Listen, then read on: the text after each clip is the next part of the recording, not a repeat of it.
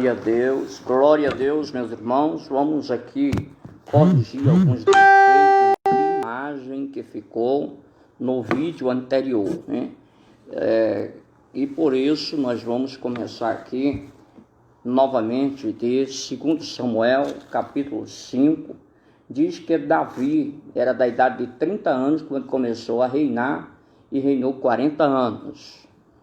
Em Hebrom reinou sobre Judá 7 anos e 6 meses, e em Jerusalém reinou 33 anos sobre todo o Israel e Judá. Então aqui é um breve relatório de como Davi reinou todos os anos do seu reino, né? A palavra de Deus mostra que ele subiu ali para conquistar Jebus, né? Os jebuseus, né? Nas cartas de Tel El Amarna, cerca de 1400 anos antes de Cristo, é chamada de Urusalém, cidade de paz. Urusalém, cidade de paz, era também a cidade de Melquisedeque, Gênesis 14, 18. Então assim Davi subiu para conquistar aquele lugar, né? E os descendentes os habitantes daquele lugar eram descendentes de amorreus e heteus, né? Ezequiel capítulo 16, versículo 3 e provavelmente o versículo 45. Então nós vemos assim que há uma guerra para Davi enfrentar aqui para conquistar aquela cidade, né? A cidade foi construída sobre os montes, o Monte Sião, um monte cercado de profundos vales por 3 lados, e na divisa de Judá com Benjamim, ou seja, Benjamim, Jerusalém é a cidade que Davi estava agora indo conquistar. O seu nome atual é Jerusalém. A fortaleza de Sião, na colina oriental, onde se achava a Acrópole. Acrópole significa o lugar onde tem um templo, e a casa do rei também, né? Chama-se Acrópole. E ali estava a cidade, tinha aproximadamente 4 hectares cercada de muros, né? Esse era o tamanho inicial da cidade, cercada de muros. Davi, conquistando aquele lugar, mandou construir um canal subterrâneo, né? Uma obra de engenharia aqui aparecendo, né? Um tal de Uarei, ele escavando descobriu que realmente havia esse subterrâneo, né? Isso aqui foi em 1867. Esse canal subterrâneo levava água à fonte das Virgens, a fonte da Virgem, situada na parte externa ao interior da cidade, né? Então ali havia este meio de levar água para dentro de Jerusalém. Nós vamos ver aqui que Davi disse que quem conquistasse a cidade seria comandante do exército. 1 Crônicas 11:6, Joabe foi na frente, foi primeiro e conquistou a cidade e passou a ser comandante de todo o exército de Israel, né? Inicialmente era comandante de aproximadamente 600 homens. Ali nós vamos ver que foi construído ali o Milo, né? Que significa ateu, tem a aparência de um curral na direção da casa norte e do templo para dentro. Nós vamos ver aqui que vão aparecer as amizades na vida de Davi. O rei Irão, rei de Tiro, enviou mensageiros, né? Enviando assim também madeira de cedro, carpinteiro e pedreiro para edificarem a casa de Davi, né? E Davi ficou ali amigo deste rei. Essa amizade durou ali cerca de 34 anos, até o tempo do seu filho Salomão ser rei ali em Israel. Então nós vemos que essa cidade de Tiro, ela é uma cidade importante da Fenícia, né? Onde havia comércio, havia artifícios e outras riquezas, e a sua localização era no caminho entre o Carmelo e Beirute, né? O rei foi amigo ali de Davi e de Salomão. Os filhos de Davi que nasceram em Hebrom, ou melhor, que nasceram aqui agora em Jerusalém, vamos corrigir aqui, nasceram em Jerusalém, são 11 filhos, né? Às vezes ter filhos, muitos filhos, era um sinônimo de bênção, de prosperidade. Porém, ter muitas mulheres não era aceitado por Deus, não era aceito por Deus, melhor dizendo, não era aceito, né? Deuteronômio 17:17, o rei era proibido de aumentar o número de mulheres, de multiplicar as mulheres.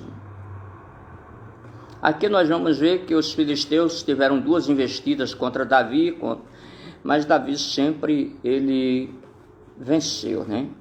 Antes da conquista de Jerusalém, em ordem cronológica, Davi desceu à fortaleza de Hebrom, a caverna de Adulão, 1 Samuel 22:1, 1 Samuel, aí 22:5, e 2 Samuel 23:13, né? Fala das conquistas de Davi sobre os filisteus. Isso é importante, saber que Davi foi um homem de muitas batalhas. E nós vamos chegar aqui, onde fala da cidade chamada de Baal-Perizim. Baal-Perizim quer dizer Senhor das separações, né? Onde definitivamente se separavam aqui os filisteus dos israelitas, né?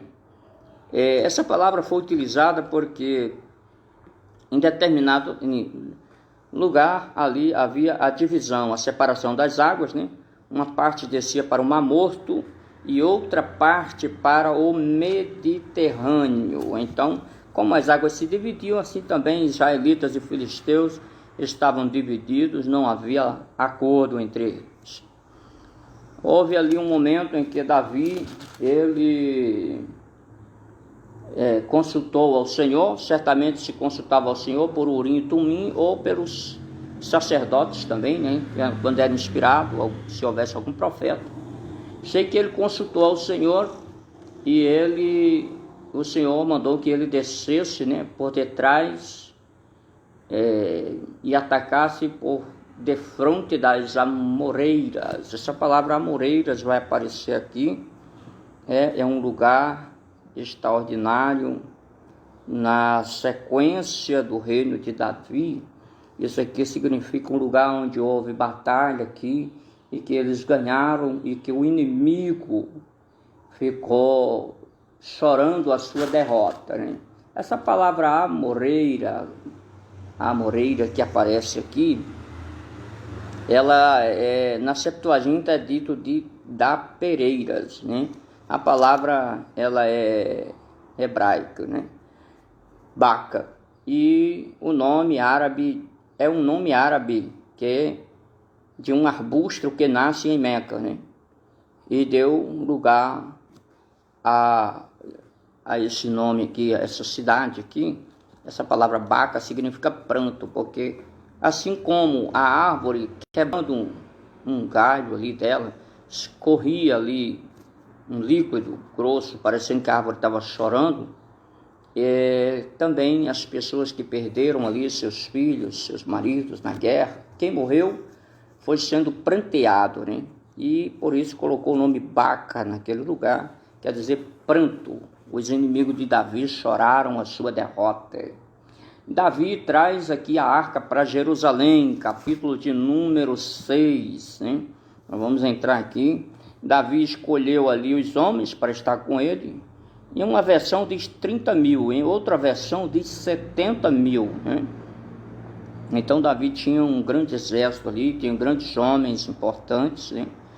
E a arca do Senhor, ela foi tomada em algum tempo, né, pelos inimigos, e ela foi voltando aos poucos, né? Mas de onde ela estava para vir a Jerusalém, aqui o texto diz que passaram-se muito tempo, cerca de 60 ou 70 anos, para a arca vir para Jerusalém. Então, essa expressão muito tempo aqui é uma expressão que mostra que demorou, né? Demorou muito para que viesse a arca de volta para o povo de Deus. Bendito seja o nome do Senhor. Mas aqui eles foram levando a arca e algo extraordinário aconteceu, porque eles fizeram um carro novo, né? Esse carro novo era um costume dos filisteus, querer adorar os seus deuses com coisa boa, coisa nova, e eles colocaram a arca sobre um carro novo, na época que houve as hemorroidas lá no território deles por causa da arca, né?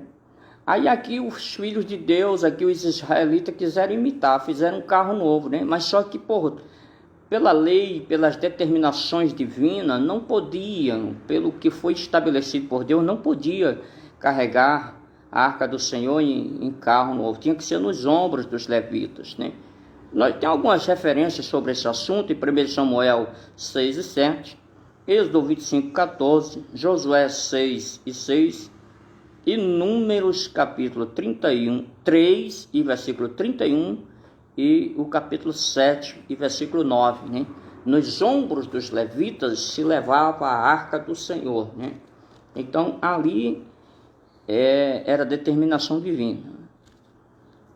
Quando eles vão levando a arca no carro novo, o carro tropeçou, os bois tropeçaram, melhor dizendo, corrigindo, os bois tropeçaram. E quando vai agora a arca para cair, Uzá estendeu as mãos e para segurar a arca. Quando ele estende as mãos para segurar a arca, o que acontece?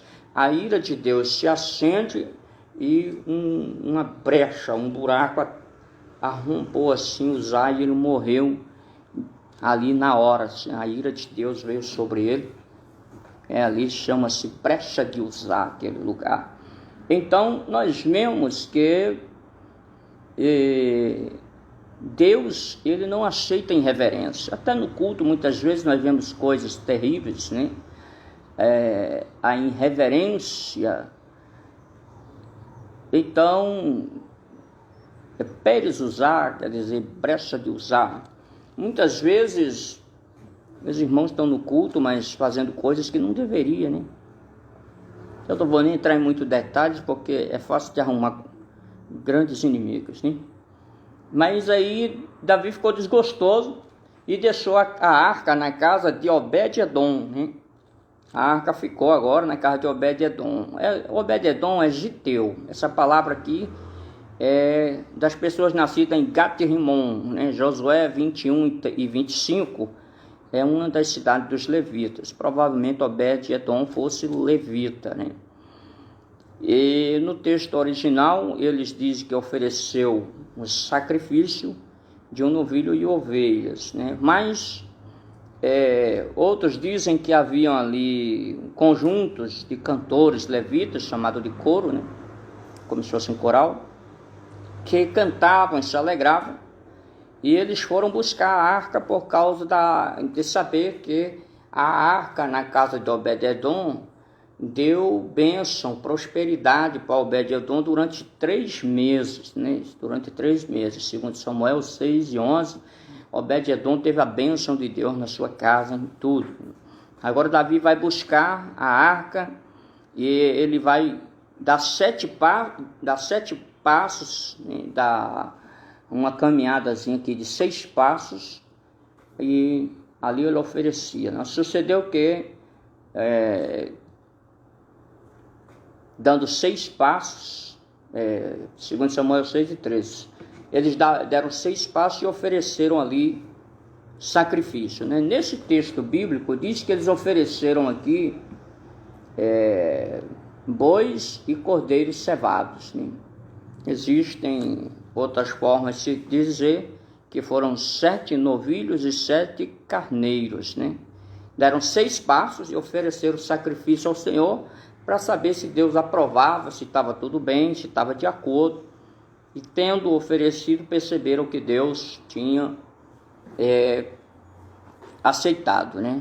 O deslocamento da arca agora nos ombros dos levitas.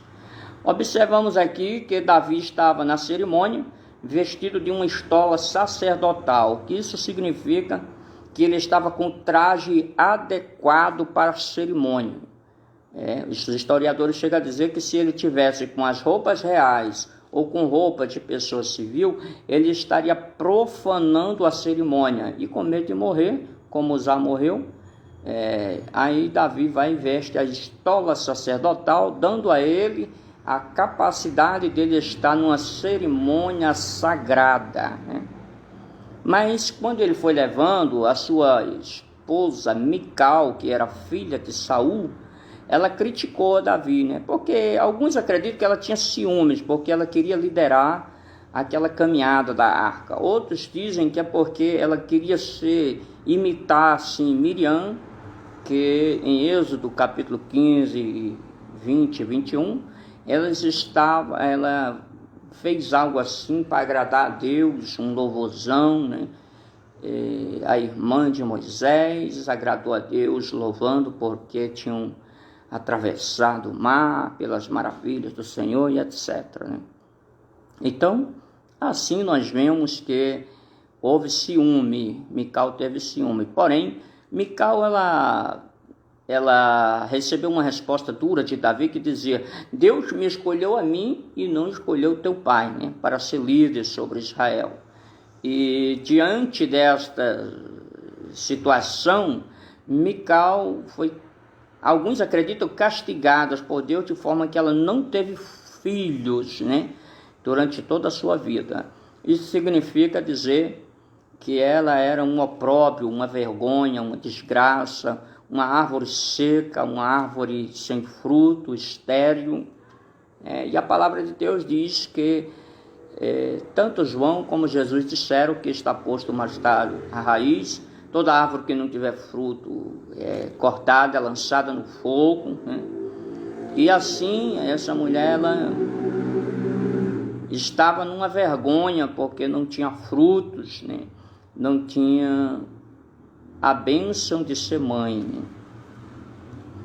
Segundo Samuel capítulo 7, mostra que Davi teve um descanso ali dos seus inimigos, que parou as guerras por uns dias.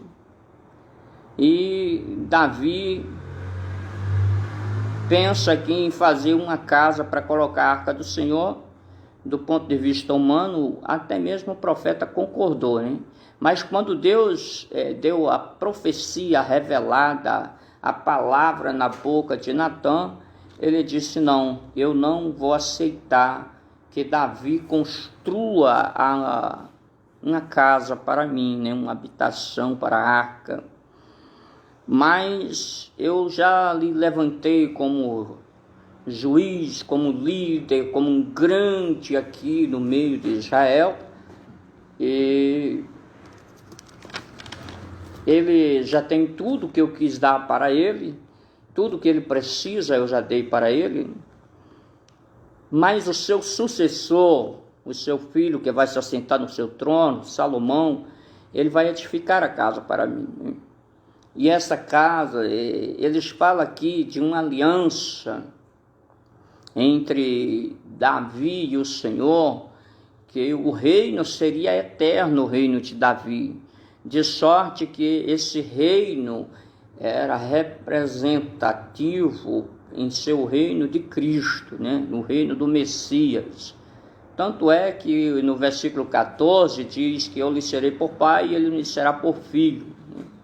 E se sofrer transgressão, né, no hebraico, beta revolto, né, significa sofrer iniquidade. Se sofrer alguém fizer algo contra o trono, contra o reino, mas não será desfeita a aliança e a promessa, e o reino se firmará, né? Então o Senhor disse a Davi que o reino estaria diante de ti, né? E em uma outra versão, na versão siríaca, o texto diz também no grego, na Septuaginta, o reino estará diante de mim, teu trono, né? E seria o trono de Cristo diante de Deus, né? Até porque da linhagem de Davi veio o Senhor Jesus Cristo, né? E assim ficou essa aliança formada assim. Davi foi adorar o Senhor em oração, como se fosse de joelho, com as nádegas sentadas sobre os calcanhares e a cabeça erguida. Ele fez a oração de agradecimento pelas palavras que Deus tinha falado com ele, da firmeza da aliança que Deus fez com ele. Bendito seja Deus. E Davi continuou as suas guerras, né? Ele pegou as rédeas, tomou o controle de Gate, né? Uma das cidades dos filisteus ali, daquela metrópole. 1 Crônicas, capítulo 18, versículo 1. E ali a Bíblia diz que ele mediu com cordel, ele subjugou os seus inimigos. Provavelmente tenha matado os adultos, que tinham a medida de 2 cordéis, segundo a interpretação dos historiadores, né? Houveram outras batalhas ali, veio um tal de Hadadezer, né? Ou Hadadezer, quer dizer Deus do Sol, 1 Crônicas 18:8, né? Esse Hadadezer era rei de Zobá, né? E ali Davi está ali vencendo sobre ele aquela grandíssima batalha. Davi tomou 1.200 cavalos, 20.000 homens de a pé. Davi usou apenas 100 daqueles cavalos nos seus trabalhos comuns, e o resto ficou lá para reprodução e para outras finalidades, né? Foi havendo muitas batalhas, né? Davi também pegou daquele homem lá os escudos de ouro dos oficiais de Hadadezer e trouxe para Jerusalém. Então veio ali Toi, rei de Amate, que Davi derrotara todos. Vendo que Davi tinha derrotado outros reis, né? Aí esse homem aqui, esse Toi, mandou seu filho Jorão levando presente, né?